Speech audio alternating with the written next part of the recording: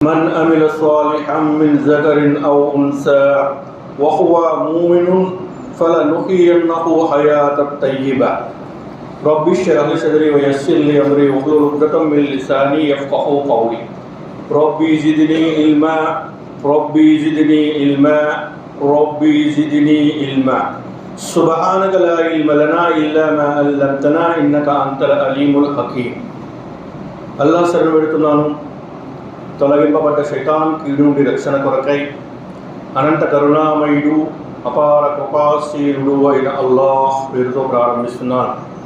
ప్రియమిత్రులారా, సోదర సోదరీమణులారా, ముందుగా సమస్త స్తుతులు పొగడ్తలు అల్లాహ్కే. అల్హమ్దులిల్లాహి రబ్బిల్ ఆలమీన్. పిదప అల్లాహ్ సుబ్హానహు వ తఆలా పంపినటువంటి సమస్త దైవ ప్రవక్తలపైన, ప్రత్యేకంగా అంతిమ దైవ ప్రవక్త, మానవ మహోపకారి, హృదయాల విజేత అయినటువంటి ముహమ్మద్ సల్లల్లాహు అలైహి వసల్లం వారిపై, ఆయన అనుచర సమాజంపై అల్లాహ్ యొక్క శాంతి మరియు ఆయన కారుణ్యం వర్షించునుగాక. ఆమీన్ సుమ్మా ఆమీన్.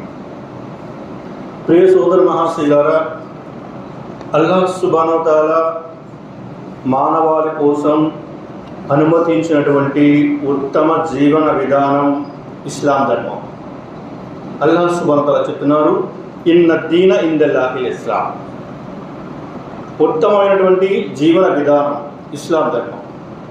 అల్లాహ్ ఖురాన్లో చెప్తున్నారు, మానవులు వారు పురుషులైనా సరే స్త్రీలైనా సరే విశ్వసించి సత్కార్యాలు చేసేవారు వారు ఈ ప్రపంచంలో ఉన్నతమైన గౌరవప్రదమైనటువంటి పవిత్రమైన జీవితాన్ని గడుపుతారు.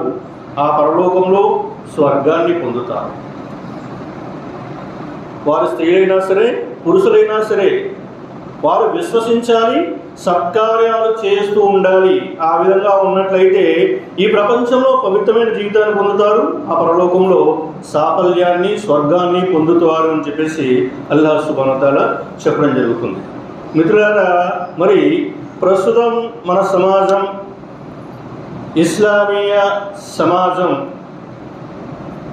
అత్యధికంగా చెప్పాల్సి వస్తే యువత, వీరిలో విశ్వాసం రోజు రోజుకి ఈసుకట్టుగా తయారవుతుంది. విశ్వాసం తగ్గిపోతుంది. వీరిలో ఆచరణ కనిపించట్లేదు. విశ్వాసం తగ్గిపోతుంది. మార్గభ్రష్టత్వానికి గురైపోతున్నారు. ఇస్లామీయ సమాజంలో క్రమక్రమంగా విశ్వాసం తగ్గిపోతుంది. జహాలత్లో వెళ్ళిపోతున్నారు, మార్గభ్రష్టత్వంలోకి వెళ్ళిపోతున్నారు. కారణం ఏమిటి అంటే, ముస్లింలలో విశ్వాసం తగ్గిపోవడానికి, వారి మార్గభ్రష్టత్వానికి, వారి స్త్రీలు కానివ్వండి పురుషులు కానివ్వండి, కారణాలు ఆయన రాస్తున్నారు. మరి ఇన్షాల్లా వాటి యొక్క పరిష్కారాలని ఒక 5-6 విషయాలు మీ ముందు నేను చర్చించడానికి ప్రయత్నం చేస్తాను. అల్లాహ్ సుబ్హానహు వ తఆలా చెప్పే విషయంలో జ్ఞానాన్ని ప్రసాదించమని, విని అర్థం చేసుకునే జ్ఞానాన్ని మీకు ప్రసాదించమని అల్లాహ్తో దువా చేస్తూ నేను ప్రారంభిస్తున్నాను. మార్గభ్రష్టతకు ప్రధానమైనటువంటి కారణం ఏమిటి అంటే, తౌహీద్ పటిష్టంగా లేకపోవడం. తౌహీద్ పటిష్టంగా లేకపోవడం, దేవుని ఏకత్వం వారి హృదయాంతరాల్లో నాటుకోకపోవడం. ఈ కారణం చేతే చాలామంది మార్గభ్రష్టత్వంలో వెళ్ళిపోతున్నారు. చూడండి, ఎంతోమంది ముస్లిం సమాజం దర్గాల చుట్టూ బాబాల చుట్టూ తిరుగుతున్నారు. పురుషులు దర్గాలు పండుగలు చేసుకుంటూ.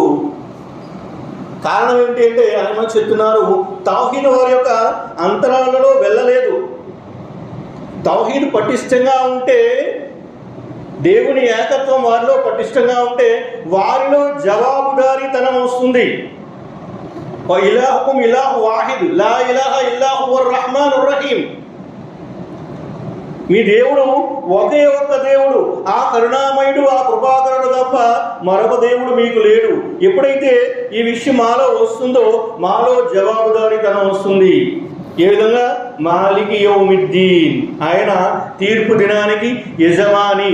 ఆయన ముందు నిలబడి మేము మా సమస్త జీవితపు లెక్క చెప్పాల్సి ఉంది అనేటువంటి జవాబుదారీతనం ఎప్పుడైతే మనలో వస్తుందో అప్పుడు మనలో తక్వా ఏర్పడుతుంది, దైవ భీతి ఏర్పడుతుంది.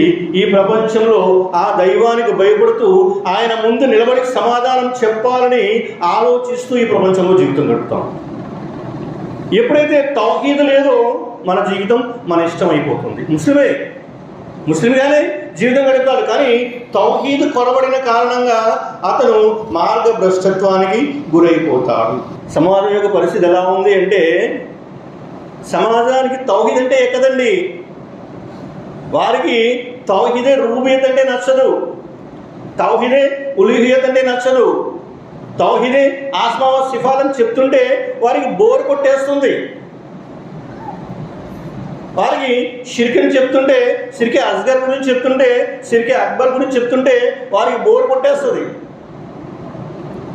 బిదాత్ అంటే ఏంటి, బిదాత్లో రకాలేంటి, బిదాతే ముకఫిరా అంటే ఏంటి, బిదాతే ముషర్రికా అంటే ఏంటి, బిదాతే ముజల్లిలా అంటే ఏంటి, బిదాతే ముఫస్సికా అంటే ఏంటి చెప్తుంటే వారికి ఏమవుతుందంటే బోర్ కొట్టేస్తుంటుంది. కానీ వారికి ఏం నచ్చుతాయంటే పదాల అల్లికలతో కూడినటువంటి మాటల గారడి వారికి నచ్చుతూ ఉంటుంది. వారి హృదయాలు రంజింపజేస్తుంటాయి. వారికి ఇల్ము అవసరం లేదు, వారికి జ్ఞానవంతమైనటువంటి విషయాలు అవసరం లేదు. వారికి కావాల్సింది ఏంటి అంటే మాటల గారడి. ఈనాడు సమాజం ఆ విధంగానే తయారైంది. మిత్రులారా, తౌహీద్ ఎప్పుడైతే మన హృదయాంతరాల్లో పటిష్టంగా పాతుకోలేదో మన విశ్వాసం సరిగా లేదు. మనం ఎప్పుడైనా మార్గభ్రష్టత్వానికి గురైపోవచ్చు. ఇబ్నే తైమియా రహ్మతుల్లాహి అలైహి వారు ఒకసారి ఆయన తన శిష్య బృందంతో ఒక ప్రాంతానికి వెళ్ళారు. ఆ ప్రాంతానికి వెళ్తే ఆ ప్రాంతంలో మస్జిద్లు ఖాళీగా ఉన్నాయి, ఎవడు మస్జిద్కి రావట్లేదు. వ్యభిచారం, సారాయి, జూదం, వడ్డీ ఇవన్నీ ఎక్కువైపోయి ఉన్నాయి. సమాజం అంతా వ్యాపించిపోయింది. ఇబ్నే తైమియా రహ్మతుల్లాహి అలైహి వారు తన యొక్క శిష్యులను అక్కడ పెట్టారు. ఆయన వెళ్ళిపోయి కొన్ని రోజుల తర్వాత తిరిగి మళ్ళీ ఆయన అక్కడికి వచ్చారు. వచ్చి చూస్తే మస్జిద్ అంతా నిండిపోయింది. మాషా అల్లా, చూశారు ఆయన, మస్జిద్ అంతా నిండిపోయింది నమాజీలతో. అడిగారు శిష్యుల్ని, ఏం చేశారయ్యా మీరు, మ్యాజిక్ ఏం చేశారు మీరు అంటే వాళ్ళు చెప్పారు, అయ్యా ఏమీ లేదండి, మీరు వెళ్ళిపోయిన తర్వాత మేము ఇంటింటికి వెళ్ళి, బాబు మీరు వ్యభిచారం చేయకండి, జోలం అనకండి, సారాయి తాగకండి, నమాజ్ చదవండి, నమాజ్లో ఉన్న ఉపయోగాలేంటి, సారాయి తాగితే వచ్చే నష్టాలేంటి, జోదం ఆడితే కుటుంబాలు ఏ విధంగా చిన్నాభిన్నం అయిపోతాయి, వ్యభిచారం చేస్తే జీవితాలు ఏ విధంగా నాశనం అయిపోతున్నాయి, ఇవన్నీ వాళ్ళకి నచ్చ చెప్పామండి, చక్కగా వాళ్ళకి బోధించాము. అల్హమ్దులిల్లా వారందరూ మసీదుకి వచ్చేస్తున్నారు. గురుగారు చెప్పారు, మసీదు ఎండిపోయింది కదా, మనం ఇలా వెళ్ళిపోగానే మళ్ళీ ఖాళీ అయిపోతున్నారు. మనం ఎలాగా వెళ్ళిపోగానే మళ్ళీ ఖాళీ అయిపోద్ది. అయ్యా బాబు వాడు దగ్గరికి వెళ్ళి వాడు కాళ్ళు పట్టుకుని చేతులు పట్టుకుని అయ్యా బాబు నమాజ్గా అంటే వీడు బాధపడలేక నమాజ్కి వస్తాడు. వాడు ఇవి తైమియా రహ్మతుల్లాహి అలైహి వారు చెప్తున్నారు, మనం ఎలా వెళ్ళిపోగానే మళ్ళీ మస్జిద్ ఖాళీ అయిపోద్ది. ఎందుచేత అంటే మీరు అసలు విషయాన్ని వాళ్ళకి చెప్పలేదు, అసలు విషయాన్ని వాళ్ళకి మీరు బోధించలేదు, తౌహీద్ మీరు వాళ్ళకి నేర్పించలేదు. తౌహీద్ ఒక్కటి వాళ్ళకి నేర్పిస్తే వారి హృదయాల్లో తౌహీద్ గనక పటిష్టంగా పాతుకుపోయినట్లయితే మిగతాన్ని వాటంతట అవే వెళ్ళిపోతాయి. మిగతాన్ని కూడా వాటంతటా అవే వెళ్ళిపోతాయి. ఎప్పుడైతే అల్లాహ్ ఒక్కడు, ఆయన మమ్మల్ని పుట్టించాడు, ఆయన మమ్మల్ని పోషిస్తున్నాడు, ఆయన ముందు నిలబడి మేము సమాధానం చెప్పాల్సి ఉంది అనేటువంటి భావన ఎప్పుడైతే మాలో వస్తుందో, మాలో ఎప్పుడైతే జవాబుదారీతనం వస్తుందో, మాలో తక్వా ఏర్పడుతుంది, దైవ భీతి ఏర్పడుతుంది. మేము సమస్త శిడులకు దూరం అయిపోతాం, అల్లాహకు దగ్గరైపోతాం. అసలు విషయాన్ని బోధించకుండా మరి కొసల విషయాలు ఎన్ని చెప్పినా సరే ఉపయోగం లేదు. అది ఎలా ఉంటాయంటే అప్పటికప్పుడు మాత్రం మంచి జోషుగా ఉంటాయి. తౌహీద్ వారి హృదయాలలో పటిష్టంగా పాతుకుపోవాలి. తౌహీద్ పటిష్టంగా లేని కారణంగానే మరి యువత మరియు ముస్లిం సమాజం మార్గభ్రష్టతకు గురైపోతుంది. తౌహీద్ గురించి వాడికి తెలియని కారణంగానే వాడు దర్గానికి వెళ్తున్నాడు. తౌహీద్ గురించి వాడికి తెలియని కారణంగానే వాడు ఉరుసులకు వెళ్తున్నాడు. తౌహీద్ గురించి వాడికి తెలియని కారణంగానే వాడు నమాజ్కి రావట్లేదు. తౌహీద్ గురించి వాడికి తెలియని కారణంగానే వాడు సారాయి తాగుతున్నాడు. తౌహీద్ గురించి వాడికి తెలియని కారణంగానే వాడు వడ్డీ వ్యాపారం చేస్తున్నాడు. వాడిలో తౌహీద్ లేని కారణంగానే ఇవన్నీ వస్తున్నాయి. కాబట్టి తౌహీద్ అనేది పటిష్టంగా వారి హృదయాంతరాల్లో పాతుకుపోవాలి. అది లేని కారణంగానే ఈనాడు యువత, ముఖ్యంగా యువత మార్గభ్రష్టత్వానికి గురైపోతున్నారు. మొదటిది తౌహీద్ అండి. ప్రవక్త సల్లల్లాహు అలైహి వసల్లం వారు సహాబాని ఏ ప్రాంతానికి పంపించినా సరే ఒక క్రమం చెప్పేవారు. ముందేం చెప్తావు? వారికి లా ఇలాహా ఇల్లల్లాహ్ బోధించు. వెళ్ళగానే ముందేం చెప్పాలండి? నీ ఫ్యాన్ పైకెట్టు, నీ గడ్డ కిందకు పెట్టు, మసీదు వచ్చి నమాజ్ చదువు, సారాయి మానే, వ్యభిచారం మానే. ఇవి కాదు, ముందుగా చెప్పాల్సింది ఏంటి అంటే తౌహీద్ చెప్పు. అల్లాహ్ సుబ్హానహు వ తఆలా తౌహీద్ గురించి బోధించారు. ప్రవక్త సల్లల్లాహు అలైహి వసల్లం సహాబాలకు అదే చెప్పారు. మీరు ఏ ప్రదేశానికి వెళ్ళినా ముందు వారికి ఏం దావత్ ఇవ్వాలి? లా ఇలాహా ఇల్లల్లాహ్. వారు విశ్వసిస్తే అప్పుడు నమాజ్ చదవమని, జకాత్ ఇవ్వమని, తర్వాత క్రమంలో చెప్పండి. తౌహీద్, ప్రవక్త సల్లల్లాహు అలైహి వసల్లం వారిపై వ్యతిరేకత, ఆయన్ని చంపడానికి ఎందుకు చూశారో తౌహీద్ గురించే కదా. కాబట్టి మిత్రులారా, తౌహీద్ అత్యంత ప్రధానమైంది. ఇక రెండో విషయం చెప్తున్నారు, ఇల్మ్. దైవ ప్రవక్త సల్లల్లాహు అలైహి వసల్లం వారు చెప్పారు, తలబుల్ ఇల్మ్ ఫరీజతున్ అలా కుల్లి ముస్లిం. జ్ఞానం నేర్చుకోవడం ప్రతి ముస్లింపై విధిగా ఉంది, స్త్రీ పురుషులపై. అల్లాహ్ సుబ్హానహు వ తఆలా ఖురాన్లో చెప్తున్నారు, ఇన్నమా యఖ్షల్లాహ మిన్ ఇబాదిహిల్ ఉలమా. అల్లాహ్ దాసులలో అల్లాహకు భయపడేవారు ఎవరట? జ్ఞానం ఉన్నవారు. జ్ఞానులు మాత్రమే అల్లాహకు భయపడతారు. అంటే ఆ తక్కువ రావాలంటే, అల్లాహకు భయపడాలంటే మనలో జ్ఞానం ఉండాలి. సాధారణంగా మన అందరిలో అల్హమ్దులిల్లాహ్ మనందరికీ జ్ఞానం ఉందండి. మేము అనుకుంటున్నాం, మేము ఏమనుకుంటున్నామంటే మాలో ఇల్ముంది. కానీ మాలో చాలా మందిలో ఇల్ము లేదండి. మాలో చాలా తక్కువ మందిలోనే ఇల్ముంది. మాలో చాలా మందిలో ఉన్నది ఏంటంటే ఇన్ఫర్మేషన్ ఉంది. ఇల్మ్ మరియు ఇన్ఫర్మేషన్. ఇన్ఫర్మేషన్ ఏంటండి? సమాచారం, వార్త. ఇల్మ్ అంటే జ్ఞానం. ఏదైనా విషయాన్ని గమనించేప్పుడు ఏం చేయాలండి? ఏమిటి, అదేంటి, ఎందుకయింది, దాన్ని ఎలా ఉపయోగించాలి. ఆయన చెప్తున్నారు, ఇక్కడ మనకు తెలిసింది ఏంటంటే ఇన్ఫర్మేషన్ ఏంటంటే ఏమిటి అనే విషయం తెలిసి మనకంతే. ఉదాహరణకి చూడండి, తౌహీద్ గురించి చెప్పుకుందాం. తౌహీద్ అంటే ఏంటి? మనందరికీ తెలుసు, లా ఇలాహా ఇల్లల్లాహ్. మనందరికీ తౌహీద్ అంటే తెలుసు, లా ఇలాహా ఇల్లల్లాహ్. అదేంటి అంటే ఇన్ఫర్మేషన్. మరి ఇల్మ్ ఏంటి? మనలో తక్కువ మందికి మాత్రమే ఆ ఇల్ము తెలుసు. ఏంటి ఇల్మ్ అంటే? అదే అంటే ఏమిటి అంటే లా ఇలాహా ఇల్లల్లాహ్, అల్లాహ్ తప్ప ఆరాధ్య దైవం లేడు. ఎందుకు లేడు? ఎందుకు లేడు అంటే ఆయనే పుట్టించాడు. తౌహీదే రుబూబియత్, తౌహీదే ఉలూహియత్, తౌహీదే ఆస్మా వ సిఫాత్. ఇవన్నీ తెలిసి ఉండాలి. అంటే మమ్మల్ని పుట్టించాడు, మమ్మల్ని పోషిస్తున్నాడు, మాకు మరణాన్ని ఇస్తాడు, మాకు సంతానాన్ని ప్రసాదించేది ఆయనే. ఆయన తప్పక ఎవరికి ఏ అధికారము లేదు. సమస్త సృష్టి ఆయన ఆధీనంలో ఉంది. ఈ విషయాలన్నీ తెలుసుకుని అప్పుడు ఆయనను మాత్రమే ఆరాధించడం జ్ఞానం అన్నారు. అంటే ఇన్ఫర్మేషన్ అంటే సమాచారం, అంటే ఏమిటి అనేది తెలుసుకోవడం ఇన్ఫర్మేషన్ అయితే.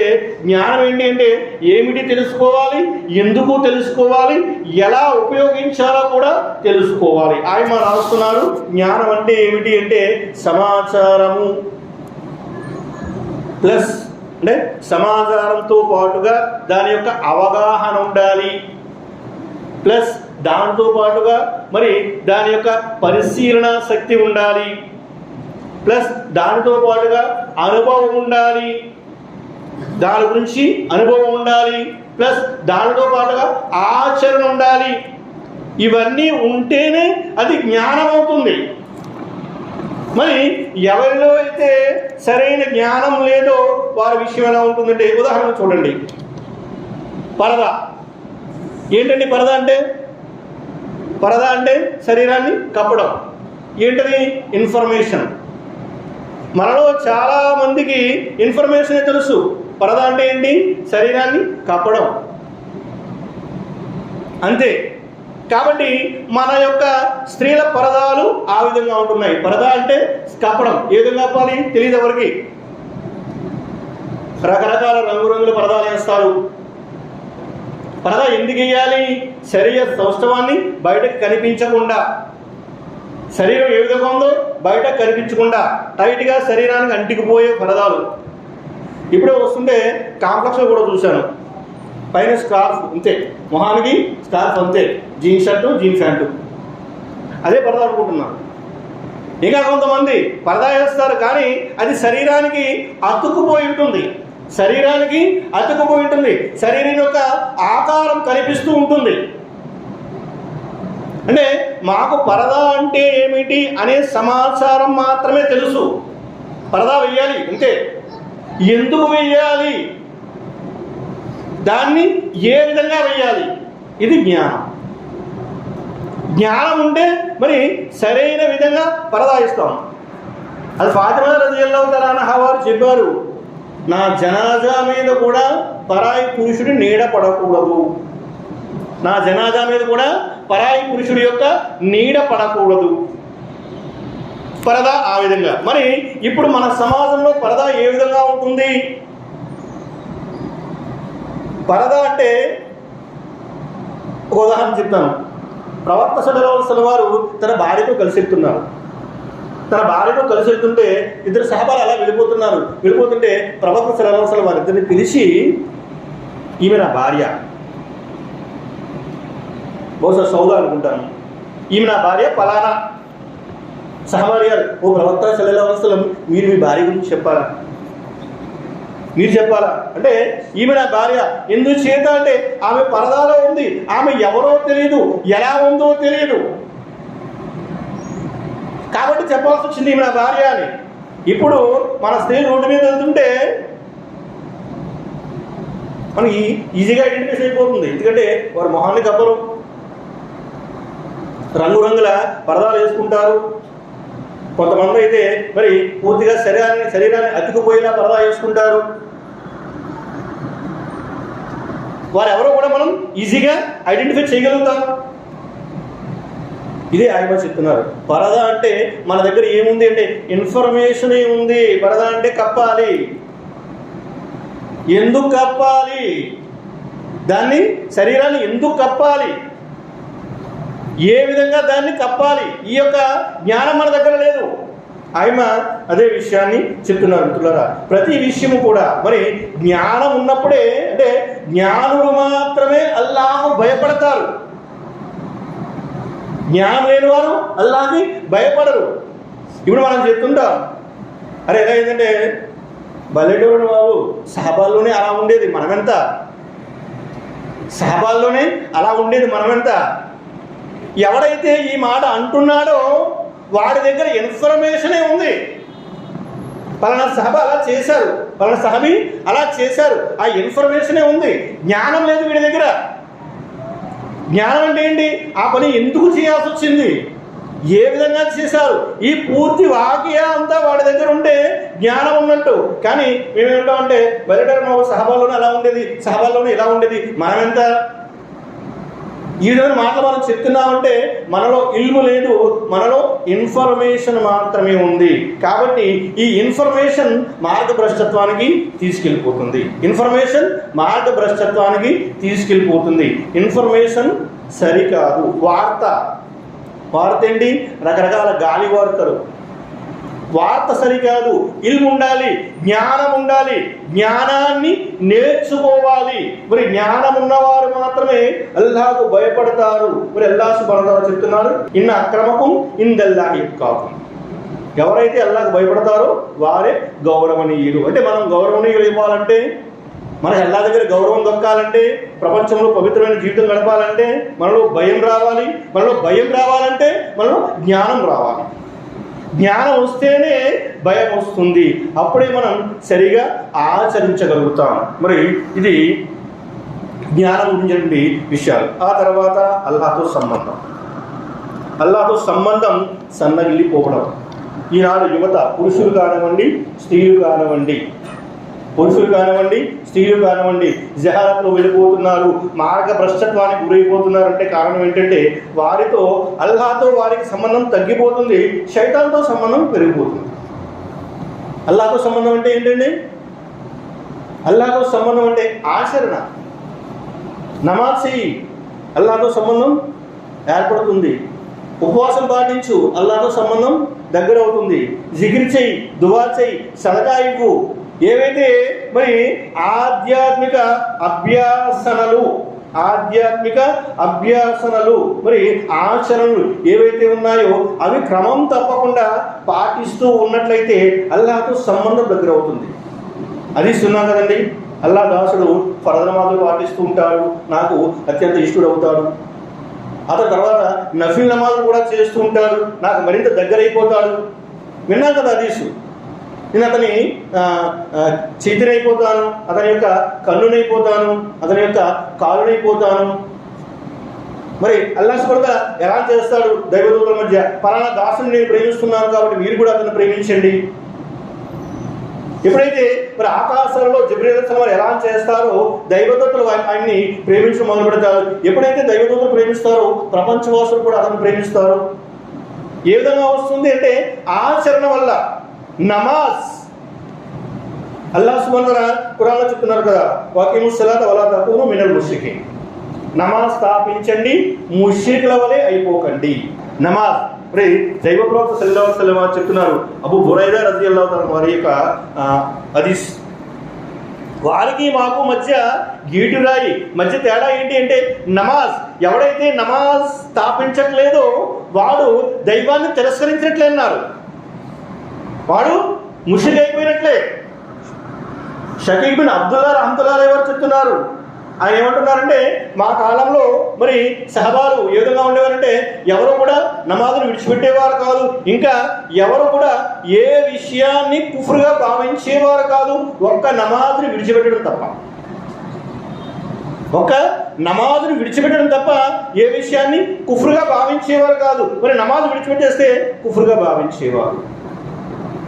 నమాజ్ చేస్తూ ఉన్నట్లయితే మరి అభ్యాసన మోసం కొంతమంది ఏం చేస్తారంటే ఫజర్ ఇషాకి కంటిన్యూ వచ్చేస్తారు, మిగతా నమాజులు ఎగ్గొట్టేస్తూ ఉంటారు. మిత్రులారా, నమాజ్ సమయానికి చదవడం అలవాటు చేసుకోవాలి.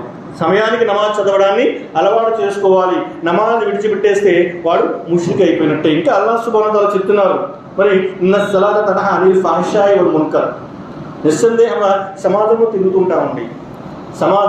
తిరుగుతుంటాం, అన్నీ మనకు అనుకూలంగా ఉండవు. అనేక రకాలైనటువంటి చెడులు మనల్ని ఆహ్వానిస్తూ ఉంటాయి, అనేక రకాలైనటువంటి చెడులు మనం చూస్తూ ఉంటాం, మన కళ్ళ ముందు పడుతూ ఉంటాయి. శైతాన్ ఏం చేస్తుంటాడంటే ప్రేరేపిస్తూ ఉంటాడు, ఆ విధంగా ఆహ్వానిస్తుంటాయి, మనస్సుని ఆకర్షిస్తుంటాయి. వాటి నుంచి బయటపడాలంటే నమాజ్ ఇన్న సలాత తన్హా అనిల్ ఫహ్షాయి వల్ మున్కర్. నిస్సందేహంగా నమాజ్ అశ్లీల కార్యాల నుండి, చెడుల నుండి ఆపుతుంది. ఇక ఉపవాసం. ఈ రోజుల్లో మరి యువత, ముఖ్యంగా యువత ఎలా ఉందంటే కెరీర్ ప్లానింగ్ గురించి ఆలోచిస్తూ 33-30 వచ్చేస్తున్నాయి, పెళ్ళిళ్ళు అవ్వవు. ఇంట్లో వాళ్ళు పెళ్లి చేయండి, ఏమంటే మీ అబ్బాయికి పెళ్లి చేయాలంటే వాడికి ఇంకా ఏది దారి దొరకలేదండి, వాడికి ఏది మంచి జాబ్ రాలేదు, ఏదో చిన్నదో పెద్దదో వీడికి ఉండదు, వీడి గురిప్పుడు కూడా పై ఉంటుంది, అది కొట్టేశాక వీడికి పెళ్లి చేద్దాం. వీడు ఏమైనా గడ్డి తింటున్నాడా, ఉప్పు కాలం తింటున్నాడు కదండి. తెల్లారు లేస్తే బిర్యానీలు మసాలాలు తింటున్నాడు. 33 సంవత్సరాలు 36 సంవత్సరాలు ఇంట్లో పెళ్లి చేయరు. మిత్రులారా, ఇలాంటి చెడులు అంటే మరి అందరినీ తప్పుపట్టలేము, అందరినీ తప్పుపట్టలేము. ప్రవక్త సల్లల్లాహు అలైహి వసల్లం ఇదే చెప్తున్నారని, ఇల్లు లేకపోవడం అంటే ఇదే. ఎవరికి ఏ వయసులో పెళ్లి చేయాలో ఆ ఇల్లు మనకు లేదు, ఏ వయసులో పెళ్లి చేయాలి, ఎప్పుడు పెళ్లి చేయాలి ఆ జ్ఞానం మనకు లేదు. దాని కారణంగానే వాడి కెరీర్. మరి అబ్బాయిలు అంటే అమ్మాయిలు కూడా ఇలాంటి వారు అంటే అలా ఉండడం కరెక్ట్ కాదు. కానీ ఇలాంటి వారు ఏం చేయాలంటే ఉపవాసాలు పాటిస్తూ ఉన్నారు. వాళ్ళు ఏం చేయాలండి? ఉపవాసాలు పాటిస్తూ ఉండాలి. ఉపవాసం ఏం చేస్తుందంటే వారి చూపుని అణిచిపెడుతుంది, చూపుని దించుతుంది. కాబట్టి ఉపవాసం పాటిస్తూ ఉండాలి. వారిలో వాంఛలని అణిచివేస్తుందని ప్రవక్త సల్లల్లాహు అలైహి వసల్లం చెప్పారు. కాబట్టి మరి ఉపవాసాలు పాటిస్తూ ఉండాలి. మూడో విషయం కుటుంబం యొక్క బాధ్యత అండి.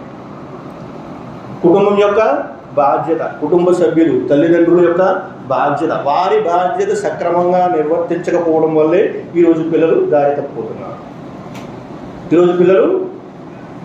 తప్పుపోతున్నారు. వారి బాధ్యత వారు సక్రమంగా నిర్వర్తించాలి. దైవ ప్రవక్త సల్లల్లాహు అలైహి వసల్లం వారు చెప్పారు, మీలో ప్రతి ఒక్కడు బాధ్యతాదారుడే. వారి బాధ్యత గురించి ఆ తీర్పు రోజున ప్రశ్నించడం జరుగుతుంది.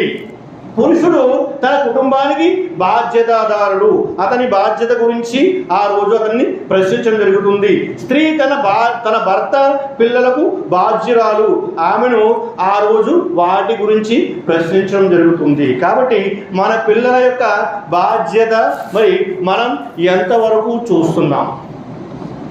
కుటుంబ సభ్యుల యొక్క బాధ్యత, వారు సక్రమంగా తమ బాధ్యతను నిర్వర్తించకపోతే ఏమవుతుంది?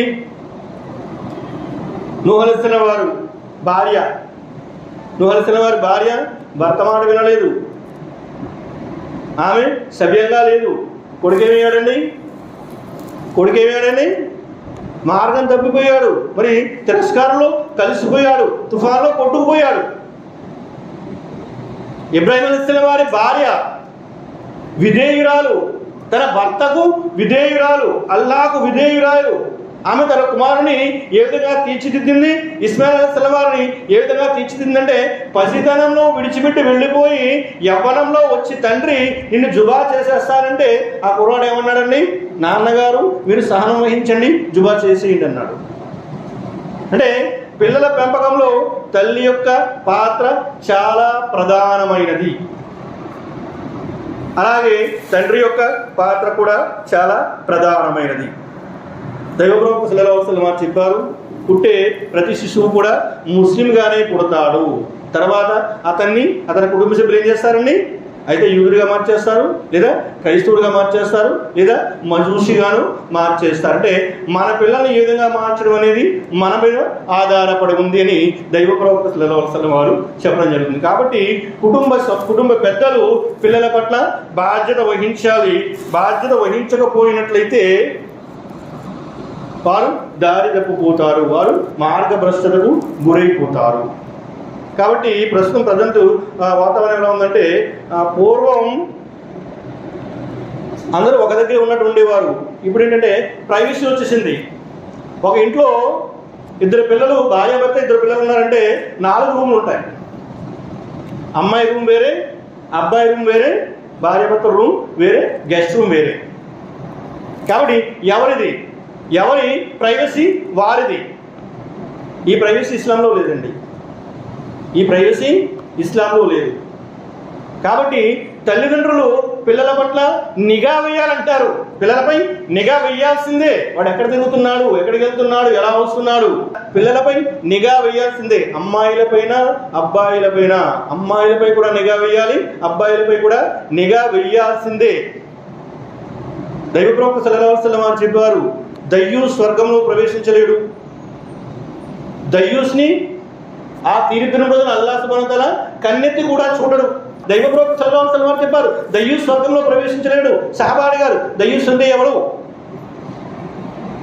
తన ఆధీనంలో ఉన్నటువంటి స్త్రీలు, అంటే తన ఆధీనంలో స్త్రీ అంటే భార్య, చెల్లి, అంటే పెళ్లి కాకపోతే అక్క చెల్లెళ్ళు, పెళ్లి కానసి తన ఆధీనంలో ఉంటే, కుమార్తెలు, ఏ స్త్రీలైతే తన ఆధీనంలో ఉన్నారో వారు అశ్లీల కార్యాలకు పాల్పడుతున్నప్పటికీ చూస్తూ సహించేవాడు.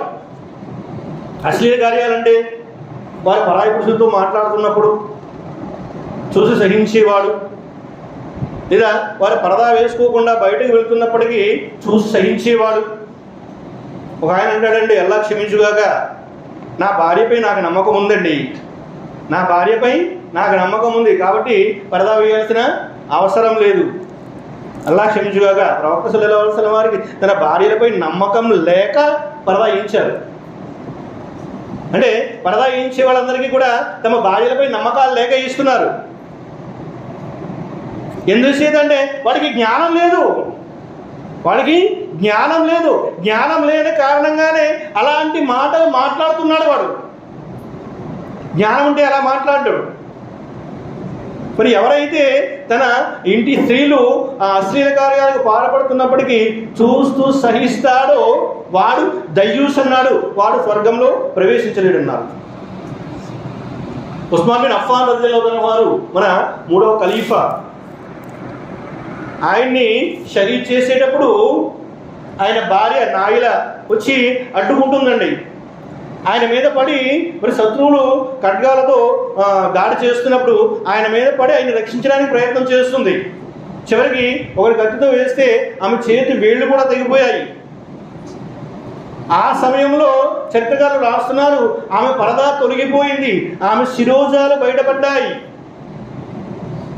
ఉస్మాన్ బిన్ అఫ్ఫాన్ రలియల్లాహు అన్హు వారు చెప్పారు, ఓ నాయిలా, వీరు చేస్తున్న దానికంటే నీ పరిస్థితి నాకు చాలా బాధాకరంగా అనిపిస్తుంది. నీ పరదా తొలగిపోయింది. పరిస్థితి ఏంటంటే అక్కడ శత్రువులు ఖడ్గాలతో చంపడానికి వచ్చారు, చంపేస్తున్నారు. అలాంటి సమయంలో ఉస్మాన్ బిన్ అఫ్ఫాన్ రలియల్లాహు అన్హు చెప్తున్నారు, వీళ్ళు నన్ను చంపడం కంటే నాకు బాధ కలిగించే విషయం ఏంటంటే నీ పరదా తొలగిపోయింది, నీ శిరోజాలు బయటపడిపోయాయి. మేము మా భార్య బయట తిరుగుతున్నా పట్టించుకోము, మా పిల్లలు బయట తిరుగుతున్నా పట్టించుకోము. కొంతమంది పిల్లలు అయితే తెలివిగా ఏం చేస్తారంటే ఇంట్లో బొరకేసుకెళ్తారు, బయటకు వెళ్ళిన తర్వాత తిప్పి బ్యాగ్లో పెట్టేస్తారు. బాధ్యత మిత్రులారా, కుటుంబం యొక్క బాధ్యత. మార్గభ్రష్టతకు ముఖ్యంగా యువత, వారు స్త్రీలు కానివ్వండి పురుషులు కానివ్వండి, వారు మార్గభ్రష్టులు అయిపోవడానికి ఒక కారణం ఏమిటంటే కుటుంబ పెద్దలు పట్టించుకోకపోవడం. వీడి వ్యాపారంలో వీడి పడిపోవడం, వీడి సంపాదనలో వీడి పడిపోవడం. ఎందుకురా అంటే నా పిల్లల కోసం, నా కుటుంబం కోసం నేను అహర్నిశలు కృషి చేస్తున్నాను. ఏంటి, వారి ప్రపంచ హోదాల కోసం నువ్వు కృషి చేస్తున్నావు, వారి పరలోక సాఫల్యం కోసం కృషి చేయాల్సిన అవసరం లేదా? వారు నీ కళ్ళ ముందే నరకానికి వెళ్ళిపోతారు. ఇంకొక విషయం ఏంటంటే నీ కళ్ళ ముందే నరకానికి వెళ్ళిపోవడం కాదు, నిన్ను కూడా లాక్కెళ్ళిపోతారు. కుటుంబ పెద్దల యొక్క బాధ్యత. తర్వాత 4వ విషయం వస్తుంది, సమాజం. మరి కొన్ని ముఖ్యమైన విషయాలు ఉన్నాయండి, చెప్పే సమయం లేదు. సమాజం యొక్క ప్రభావం, స్నేహితుల యొక్క ప్రభావం. ఇమాం ఇబ్న్ ఖల్దూన్ రహమతుల్లాహి వారు రాస్తున్నారు, ఒక వ్యక్తిపై అతని కుటుంబం, అతని వంశం, అతని జాతి యొక్క ప్రభావం కంటే సమాజం, స్నేహితుల ప్రభావం ఎక్కువ ఉంటుందట. సమాజం, స్నేహితుల యొక్క ప్రభావం ఎక్కువ ఉంటుంది. మన పిల్లలు ఎవరితో స్నేహం చేస్తున్నారు? ఎంత దరిద్రమైనటువంటి కల్చర్ ఉందంటే, ఎంత దరిద్రమైన కల్చర్ ఉంది అంటే ప్రస్తుతం హైదరాబాద్ మరియు బెంగళూరులో చెప్తున్నారు, కో లివింగ్. అమ్మాయిలు అబ్బాయిలు ఉద్యోగాలు చేయడానికి వెళ్తారు, వీళ్ళు ఉద్యోగాలు కూడా పంపించేస్తారు. అక్కడ ఏంటండి, కో లివింగ్. అమ్మాయి అబ్బాయి కలిసి ఒకే రూమ్లో ఉంటారు, సహజీవనం, కో లివింగ్. వారు అక్కడ ఉద్యోగాలు చేస్తూ ఉంటారు, మరి ఆ కుటుంబ జీవితాన్ని గడిపేస్తుంటారు. భార్యాభర్తలు ఏ విధంగా అయితే జీవితం గడుపుతారో ఆ విధంగా వారు అక్కడ జీవితాన్ని గడిపేస్తుంటారు. తర్వాత వచ్చి ఎవరి మనల్ని వాళ్ళు పెళ్లి చేసేసుకుంటారు. ఎంత దరిద్రమైన కల్చర్ మరి నేడు సమాజంలో ఉంది అంటే వినడానికి కూడా రోత పుట్టించే విషయాలు. అలాంటి కల్చర్ ఉంది. మన పిల్లలు ఏ విధంగా ఉంటున్నారు, ఎవరితో స్నేహం చేస్తున్నారు? అమ్మాయి అబ్బాయి షేగాడించుకోవడం సామాన్యమైపోయింది. దైవప్రవక్త సల్లల్లాహు అలైహి వసల్లం వారు చెప్పారు మరి అబ్బాయిల గురించి, మీరు పరాయి స్త్రీ చేతిని తాకడం కంటే మీ తలపై మేకును దిగ్గొట్టుకోవడం చాలా ఉత్తమం అన్నారు. మరి అమ్మాయిలు ఇలాంటి కల్చర్ మన సమాజంలో ఉంది. కాబట్టి దానికి బాధ్యత వహించాల్సింది ఏమంటే మనమే, మన కుటుంబ సభ్యులు, మన పిల్లలు. మరి అమ్మాయిలు కానివ్వండి, అబ్బాయిలు కానివ్వండి, బయటకు వెళ్ళేటప్పుడు ఎలా వెళ్తున్నారు, ఎలా వస్తున్నారు, ఎవరితో మాట్లాడుతున్నారు, ఎవరితో స్నేహం చేస్తున్నారు. ముఖ్యంగా మరి కుటుంబ పెద్దలకు, భర్తలకు, అన్నలకు ఒక ముఖ్యమైనటువంటి సూచన ఏంటి అంటే, మీ స్నేహాన్ని బజారు వరకే పెట్టండి, ఇంటికి తీసుకురాకండి. మీ స్నేహాన్ని ఇంటికి తీసుకురాకండి. మరి స్నేహితులను ఇంటికి తీసుకొచ్చి ఇంట్లో వాళ్ళకి పరిచయాలు చేసి జీవితాలను నాశనం చేసుకున్న వారు చాలామంది ఉన్నారు. మీ స్నేహితుడు చాలా మంచివాడు, స్నేహితులందరూ దుర్మార్గులు కాదు, స్నేహితులందరూ చెడ్డవాళ్ళు కాదు. చాలా మంచి స్నేహితులు ఉంటారు, మీకోసం ప్రాణం పెట్టేవాళ్ళు ఉంటారు, మీరంటే చాలా ఇష్టపడే ఉంటారు. కానీ ఎంతవరకు అంటే మీరు వారిని గుమ్మం బయట వరకే. మీ ఆస్తులు రాసిచ్చేయండి పర్వాలేదు, మీ ఆస్తులు రాసిచ్చేయండి పర్వాలేదు, వారి కోసం మీ ప్రాణాలు ఇచ్చేయండి పర్వాలేదు, ఇంట్లోకి తీసుకురాకండి, ఇంట్లోకి తీసుకురాకండి. చూస్తుంటాం మరి ఈ భార్యాభర్తలు ఇటువైపు కూర్చుంటారు, ఆ భార్యాభర్తలు అటువైపు కూర్చుంటారు. వాడు అంటాడు, చెల్లమ్మ బావగారు ఏం చేస్తున్నారు, వీడెక్కడ అన్నయ్యో తెలియదు, ఆవిడెక్కడ చెల్లో తెలియదు. చెల్లమ్మ బావగారు ఏం చేస్తున్నారు, అన్నయ్య వదిలి బాగుందా. ఈ వరుసలు అవి వద్దు, ఈ వరుసలు ఇవి వద్దు. సొంత కుటుంబ సభ్యులు తప్ప ఎవరికి ఇంటి వరకు తీసుకురాకండి. ఇంటి వరకు ఎందుకంటే మీ స్నేహాన్ని బయటే పెట్టండి. ఇక్కడ స్నేహితులను తక్కువ చేయడం కాదు, అర్థం చేసుకోండి. ఇక్కడ స్నేహితులని తక్కువ చేసుకోవడం కాదు, స్నేహితులందరినీ కూడా తప్పు పట్టడం కాదు. నేనున్నాను, నా స్నేహితుడు ఇంట్లోకి రానివ్వను, అప్పుడు నేనేం చేయాలి, నేను కూడా వాడి ఇంట్లోకి వెళ్ళకూడదు, నేను కూడా వాడి ఇంట్లోకి వెళ్ళకూడదు. ఎందువల్ల అంటే శైతాన్ పొంచి ఉంటాడు, శైతాన్ పొంచి ఉంటాడు. ఏ విధంగా నాశనం చేద్దామా అని ఎదురు చూస్తూ ఉంటాడు. స్నేహితులని మంచి వారిని ఎంచుకోండి, మీ ధర్మానికి సంబంధించిన వారిని ఎంచుకోండి. కానీ ఈ రోజుల్లో సాధ్యం కాదు. మరి సమాజంలో మనం బతుకుతున్నాం కాబట్టి మరి అందరూ స్నేహితులు ఉంటారు, అందరితోటి స్నేహం చేయాల్సి వస్తుంది, తప్పదు, చేయాలి కూడా. కానీ ఏ స్నేహం ఎంతవరకు ఉండాలో అంతవరకే ఉంచండి. దైవ ప్రవక్త సల్లల్లాహు అలైహి వసల్లం చెప్పారు, మీరు ఒక వ్యక్తి ఒంటెలను మేపుతున్నట్లయితే ఆ ఒంటెల యొక్క సహజ స్వభావం ఏంటండి, గర్వం, అహంకారం. అదేం చేస్తుంది, మీరు వచ్చేస్తుంది అన్నారు. ఒక వ్యక్తి మేకలను మేపుతున్నట్లయితే ఆ మేకల యొక్క సహజ స్వభావం ఏంటి, సున్నితత్వం, అనుభవ, అది మీరే వచ్చేస్తుంది. అంటే జంతువులు మేపుతున్నప్పుడు జంతువులతో కలిసి తిరిగితేనే వాటి స్వభావం మీలో వచ్చేస్తే మరి తోటి మానవులు, మరి సమాజంలో ప్రజలు వారితో తిరుగుతున్నప్పుడు వారి స్వభావాలు మీలో రావా? కాబట్టి స్నేహితుని ఎంచుకునేటప్పుడు మంచి స్నేహితుడిని ఎంచుకోండి అని చెప్పేసి దైవ ప్రవక్త సల్లల్లాహు అలైహి వసల్లం చెప్పడం జరిగింది. మరొక హదీస్ కూడా ఉంది కదా, మంచి స్నేహితుడు లాంటి వాడు కస్తూరి లాంటి వాడు. కస్తూరి దుకాణం, ఆ దుకాణంలో వెళ్ళి కూర్చుంటే ఆ కస్తూరి వాసన వస్తుంది, వాసనని ఆగ్రహించవచ్చు, లేదా వాడు మీకు బహుమతిగా కాస్త కస్తూరి ఇస్తాడు, ఇంటికి తెచ్చుకోవచ్చు. రెండు విధాలు లాభం. మరి చెడ్డ స్నేహితుడు ఎలాంటివి అంటే కమ్మరి కొలువు లాంటిది అన్నాడు. ఆ కమ్మరి కొలువులో కూర్చుంటే ఆ నిప్పుడవలు ఇవ్వబడి బట్టలు కాలిపోవచ్చు, ఆ దుర్వాసన, చెమట కంపు ఇదే మిగులుతుంది అన్నారు. కాబట్టి స్నేహితులు మనం మంచి స్నేహితులు ఎంచుకోవాలి. అలాగే మన పిల్లలు కూడా ఎవరితో స్నేహం చేస్తున్నారో చూసుకోవాలి. ఈ రోజుల్లో ఎక్కువైపోయింది అబ్బాయి అమ్మాయి స్నేహం.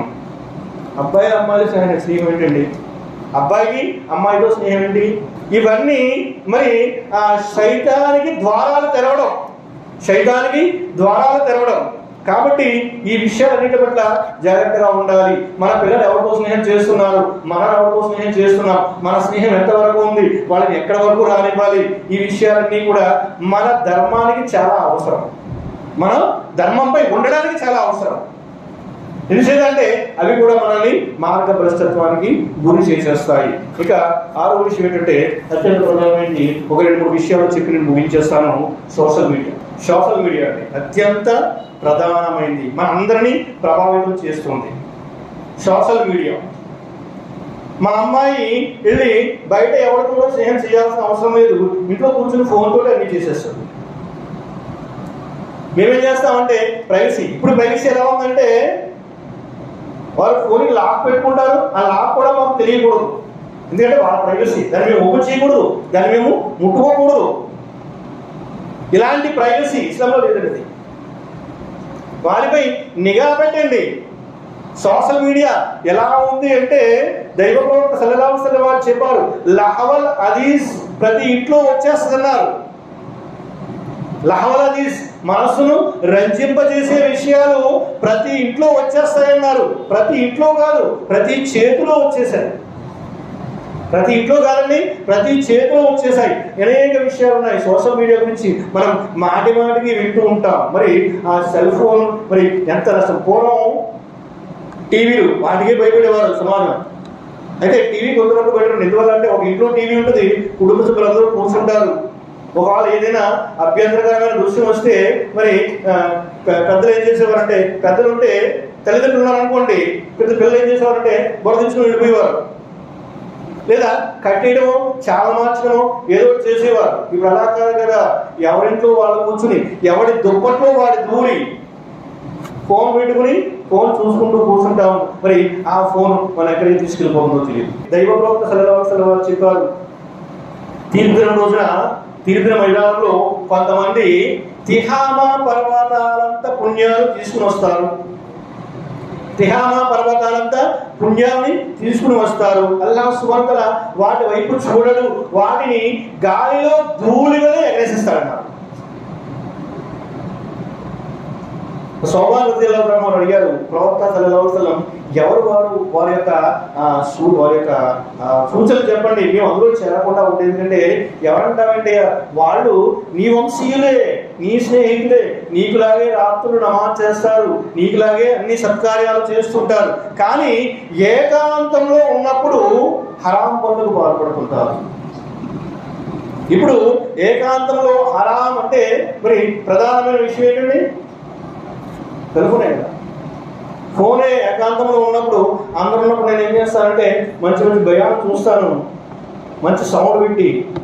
ఎందుకంటే నేను ఏ భయాలు వింటున్నానో మీరు అందరికీ తెలియాలి కదా. అబూ జైద్ జబీర్ గారు భయాలు వింటున్నాడండి, అబ్దుల్ ఖదీర్ కూడా భయాలు వింటున్నాడు. ఎవరో లేనప్పుడు ఏం చేస్తానంటే, ఎవరో లేనప్పుడు సౌండ్ కూడా తగ్గించేస్తాను. అందరూ ఉన్నప్పుడు సౌండ్ ఎక్కువ పెడదాం, ఎవరో లేనప్పుడు సౌండ్ కూడా తగ్గిపోద్ది. ఏం చూస్తుంటామో అవి చూస్తుంటాము. దైవ ప్రవక్త సల్లల్లాహు అలైహి వసల్లం వారు చెప్తున్నారు, ప్రతి యుగంలో ఒక ఫిత్నా ఉంటుంది. ప్రతి యుగంలో కూడా ఒక ఫిత్నా ఉంటుంది. దాని బారి నుంచి రక్షించుకోవడానికి మీరు ఖురాన్ హదీసులని గట్టిగా పట్టుకోండి. అంటే మరి ఇస్లామియా స్కాలర్స్ చెప్తున్నారు, పండితులు చెప్తున్నారు, ఈ కాలపు ఫిత్నా ఏంటి అంటే సోషల్ మీడియా. సోషల్ మీడియా పెద్ద ఫిత్నా. అయితే చెప్పడానికి అయితే విషయాలు చాలా ఉన్నాయి, చెప్పే సమయం అయితే మన దగ్గర లేదు. అల్లాహ్ సుబ్హానహు వ తఆలా ఏ విషయాలైతే మనం విన్నామో ఆ విషయాలని అర్థం చేసుకుంటూ ఆచరించే భాగ్యాన్ని అల్లాహ్ మనందరికీ ప్రసాదించు.